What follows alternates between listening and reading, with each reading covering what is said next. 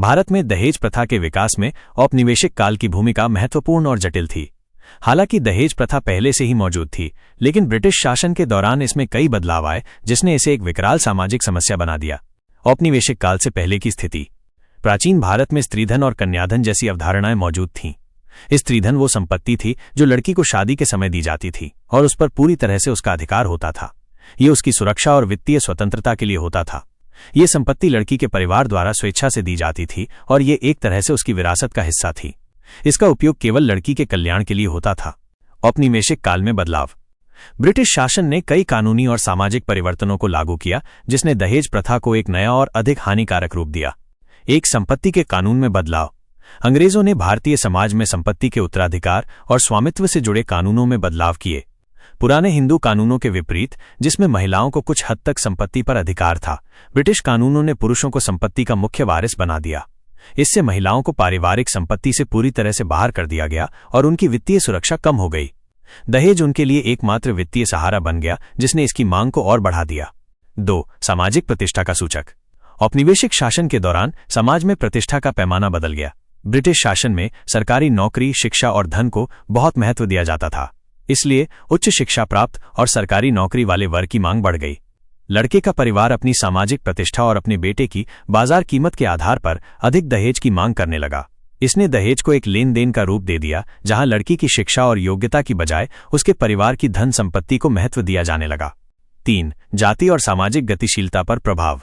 औपनिवेशिक शासन ने कुछ जातियों और सामाजिक समूहों को अधिक शक्ति और विशेषाधिकार दिए। इन समूहों में दहेज प्रथा को अपनी सामाजिक स्थिति को और मजबूत करने और प्रदर्शित करने का एक साधन माना गया। धीरे धीरे इस प्रथा को समाज के अन्य वर्गों ने भी अपनाना शुरू कर दिया, जिससे ये पूरे समाज में फैल गई। 4. कानूनी संरक्षण का अभाव। औपनिवेशिक काल में दहेज से संबंधित उत्पीड़न और हिंसा के खिलाफ कोई प्रभावी कानून नहीं थे। हालांकि कुछ सामाजिक सुधार आंदोलन चल रहे थे, लेकिन ब्रिटिश सरकार ने इस मुद्दे पर कोई ठोस कार्रवाई नहीं की। इससे दहेज मांगने और न देने पर महिलाओं को प्रताड़ित करने की प्रवृत्ति को बढ़ावा मिला। संक्षेप में, उपनिवेशवाद ने दहेज को एक सामाजिक लेन देन में बदल दिया, जहां लड़कियों की कीमत उनके परिवार की संपत्ति के आधार पर आंकी जाने लगी। इसने महिलाओं को उनकी वित्तीय स्वतंत्रता से वंचित कर दिया और दहेज को सामाजिक प्रतिष्ठा का एक अनिवार्य हिस्सा बना दिया, जिससे ये एक विकराल सामाजिक बुराई बन गई जो आज भी भारतीय समाज को प्रभावित कर रही है। औपनिवेशिक काल के बाद दहेज प्रथा की जड़ें भारतीय समाज में और गहरी हो गईं। स्वतंत्रता के बाद की स्थिति। स्वतंत्रता के बाद भारत सरकार ने इस समस्या की गंभीरता को समझा और इसे खत्म करने के लिए कानून बनाए।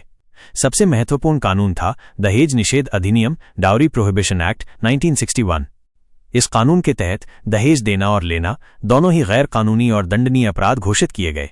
कानून में यह प्रावधान किया गया कि अगर कोई दहेज की मांग करता है या उसे स्वीकार करता है तो उसे 5 साल तक की कैद और 15,000 रुपये का जुर्माना हो सकता है। कानून के बावजूद क्यों जारी रही प्रथा? इतने सख्त कानून होने के बावजूद भी ये प्रथा आज तक जारी है। इसके कई कारण हैं। 1. सामाजिक दबाव और रीति रिवाज। दहेज प्रथा को सामाजिक प्रतिष्ठा और परंपरा का हिस्सा मान लिया। दहेज प्रथा को रोकने के लिए सरकार और समाज दोनों स्तरों पर लगातार प्रयास किए जा रहे हैं। सरकार द्वारा उठाए गए कदम।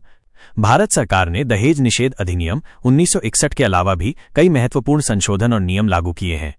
1. भारतीय दंड संहिता इंडियन पीनल कोड में संशोधन।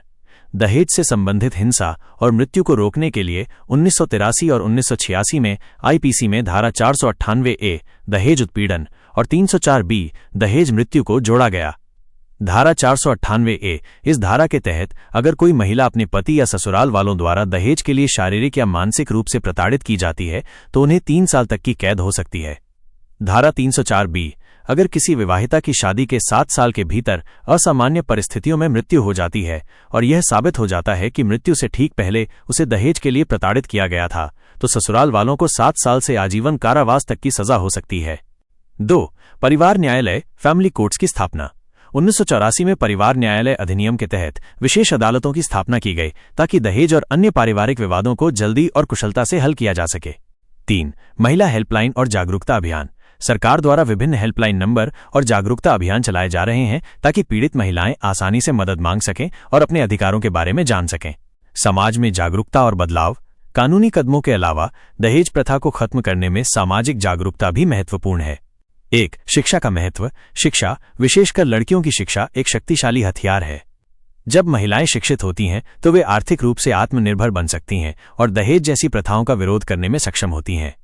2. सामाजिक आंदोलन और गैर सरकारी संगठन NGOs। कई सामाजिक कार्यकर्ता और NGO दहेज के खिलाफ काम कर रहे हैं। वे जागरूकता अभियान चलाते हैं, पीड़ितों को कानूनी सहायता देते हैं और समाज में इस प्रथा के नकारात्मक प्रभावों के बारे में बताते हैं। 3. युवाओं की भूमिका। आज के युवा जो शिक्षा और आधुनिक विचारों से प्रभावित हैं, दहेज लेने और देने से इनकार करके एक बड़ा बदलाव ला सकते हैं। वे अपनी शादी को एक सादे और सम्मानजनक तरीके से आयोजित करके दूसरों के लिए एक उदाहरण स्थापित कर सकते हैं। भविष्य की राह। दहेज प्रथा को पूरी तरह से खत्म करने के लिए कानूनी और सामाजिक दोनों स्तरों पर एक साथ काम करना आवश्यक है।